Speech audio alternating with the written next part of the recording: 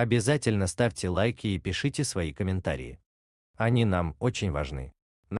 Опубликован список 25 туркменских активистов в Турции, которых турецкие власти намерены выслать на родину. 25 туркменским активистам в Турции грозит принудительное возвращение на родину. Турецкие власти рассматривают деятельность активистов как проблему национальной безопасности, сообщил 31 января Туркменский Хельсинкский фонд ТХФ. На прошлой неделе ТХФ получила копию конфиденциального документа из турецкой полиции.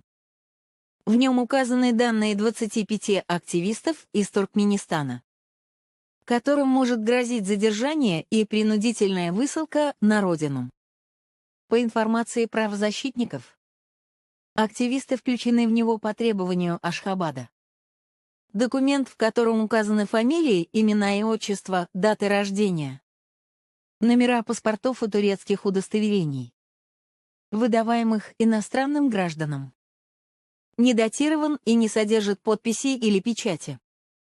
Во время задержания и допросов прошлой осенью 2 туркменским активистам и 4 адвокатам независимо друг от друга удалось увидеть этот список. Но полицейские запретили его копировать. Представители полиции также отказались сообщить, из какой инстанции документ поступил к ним.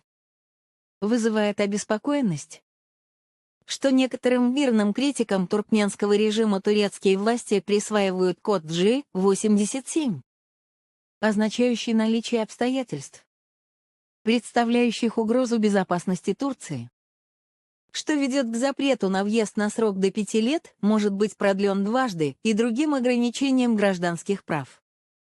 В случае принудительной высылки в Туркменистан активистам угрожают пытки и политически мотивированные уголовные преследования.